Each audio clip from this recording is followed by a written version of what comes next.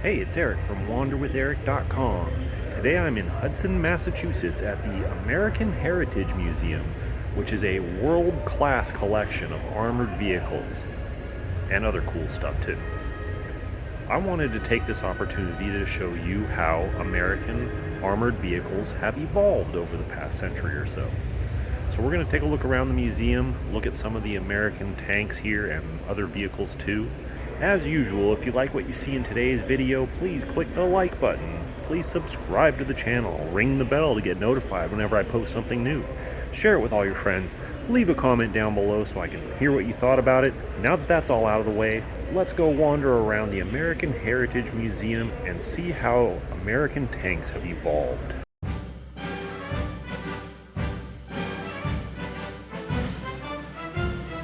One of America's earliest tank experiments was the M1917, a modified French Renault tank. It played a key role in the Meuse-Argonne offensive of the First World War.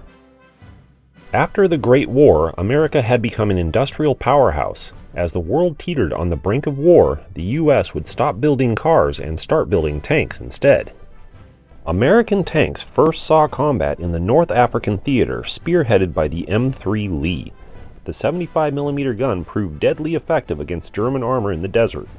However, the sponson-mounted gun meant that the entire tank had to turn to face the target. It also suffered from weak armor, making it vulnerable to enemy fire.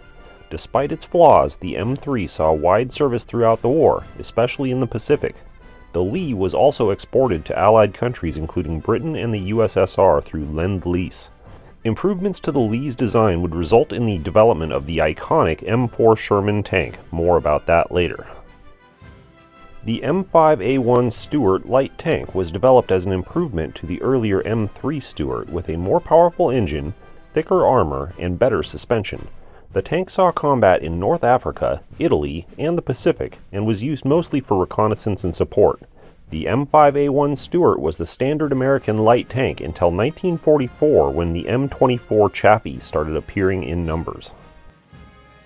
The M4 Sherman is an iconic American medium tank that saw extensive use during World War II and beyond.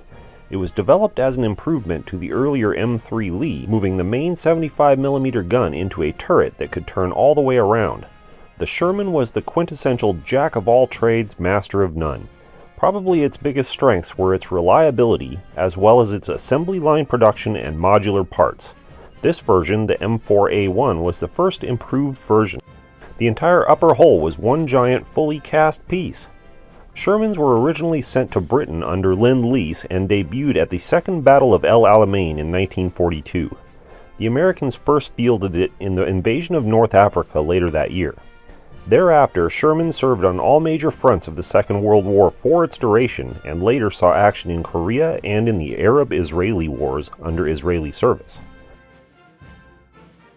On June 6, 1944, Allied soldiers, sailors, and airmen embarked on the Great Crusade, the D-Day invasion of Normandy. The Higgins boat was a type of landing craft that ferried soldiers to the shore that day. This one was actually there. The M48A3 Sherman, nicknamed Jumbo, was a more heavily armored version of the iconic American tank, introduced in late 1944. With front armor around 6 inches thick, the Jumbo was often called upon to lead tank columns and proved a much tougher nut to crack for German opponents used to destroying regular Shermans with ease. All that armor came with a cost, though. The Jumbo was much slower than its less armored relatives. During the Battle of the Bulge, the Jumbo was part of Patton's armored spearhead that broke through to rescue the trapped 101st Airborne in Bastogne. Remember the M5A1 Stuart we looked at earlier? Well, this is its angrier cousin, the M8 howitzer motor carriage, nicknamed the Scot. The 75mm howitzer fired mostly high-explosive shells at an arcing trajectory that were effective against soft targets like enemy infantry, artillery, and supply lines. It saw action with the U.S. Army and Marines and fought in every major theater of World War II. This is the M18 Hellcat.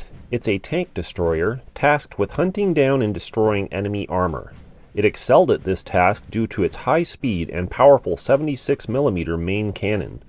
Unlike most other nations at the time, the USA built fast and lightly armored tank destroyers with the idea that by saving weight on armor, the vehicle could travel at high speeds and outmaneuver the enemy. The strategy paid off. It had the highest win-to-loss ratio of any American armored vehicle in World War II. The LVT-A4 was a landing vehicle that offloaded from a ship, swam to shore, dropped up to 24 passengers, then drove on land like a tank. The tracks were shaped to push the vehicle through the water, though at a painfully slow speed. This late version had a 75mm howitzer on top, the same one as the M8. The LVT-A4 first fought in the 1944 Marianas Campaign and saw heavy use in the Pacific until Japan's surrender. This big daddy is the M26A1 Pershing. As World War II wore on, the venerable M4 Sherman was beginning to show its age, prompting American designers to develop its replacement, but it was a slow process. Eventually these developments evolved into the Pershing, a heavier and more powerful tank armed with a fearsome 90mm main gun capable of popping just about any enemy tank. But they got to the war too late. Instead, they'd see their real action in Korea, where they proved more than a match for the Soviet T-34-85. The Pershing didn't last long, though. It would soon evolve into the M46 Patton. The M7 Priest was a self-propelled gun based on the same chassis as the M4 Sherman. It was armed with an accurate and powerful 105mm howitzer capable of raining destruction on enemies from a great distance. It first saw action in North Africa, and later saw action in Europe, the Pacific, and Korea. It's named for the high machine gun ring which British troops thought resembled a pulpit. This is the M4A3E8, or Easy 8 for short. It represents a late development of the venerable Sherman, now featuring a more powerful 76mm gun, wet ammo storage to prevent fires, wider tracks, and improved suspension. It saw action towards the end of World War II and in Korea, where troops painted elaborate tiger designs on it in hopes of gaining a psychological advantage. The M41 Walker Bulldog was a light reconnaissance tank introduced in the early 50s to replace the aging M24 Chaffee. Designed to aid in the Korean War, it didn't get there in time. Instead, it first saw action in the Bay of Pigs invasion of 1961. American troops didn't love the cramped interior, but the smaller South Vietnamese tank crews did. They used the tank extensively during the Vietnam War.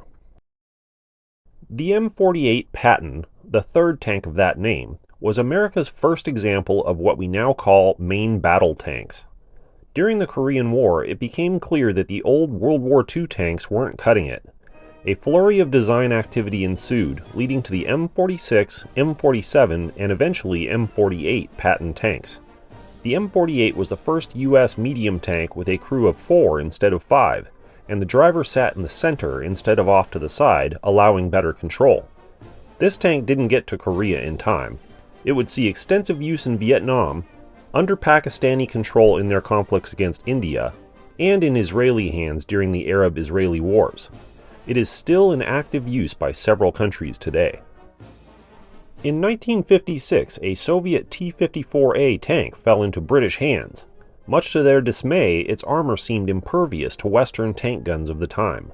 Learning this, the United States realized the M48 Patton wasn't up to the task. The Americans began developing the M60 tank. This would become the workhorse tank of the US and its allies from the 60s to the 80s. It first saw action under Israeli service in the 1973 Yom Kippur War, but the tank really came into its own in the Gulf War of 1991, where U.S. Marine Corps M60A1s tore apart Iraqi armor at a win-loss ratio of 100-1. Soon after, the revolutionary M1 Abrams took over and the M60 was retired, but large numbers of these legendary vehicles remain in service in many countries around the world. After the shortcomings of the Walker Bulldog, the U.S. started working on a design that would be designated the M551 Sheridan. The idea was to create a light tank that could be parachute dropped and was waterproof to cross rivers. It was also armed with a high-tech gun launcher which could fire regular tank rounds as well as guided anti-tank missiles. It served in Vietnam and the Gulf, but nagging problems hampered its effectiveness, and it was retired in 1997.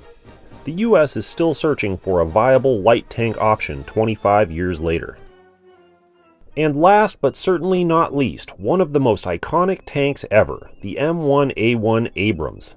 As early as the 1960s, US planners worked on a replacement to the M60, but cost concerns caused the project to stall until the 70s.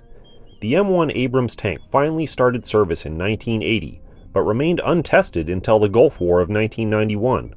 It performed well, but several improvements were made, resulting in the M1A1 version that you see here, with a bigger 120mm gun. The new model would soon be tested in the wars in Afghanistan and Iraq. Improvements have continued, and the Abrams remains the premier battle tank of the US and several of its allies for the foreseeable future. It's not just tanks here at the American Heritage Museum. There's all kinds of other cool stuff too.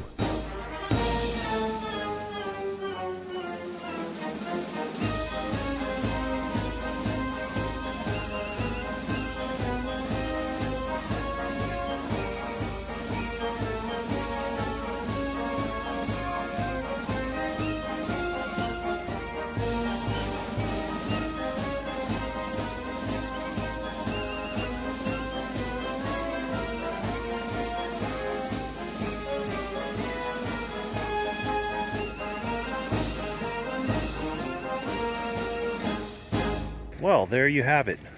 I hope you enjoyed wandering with Eric today. I hope you'll wander with me again next time. In the meantime, don't forget to keep exploring.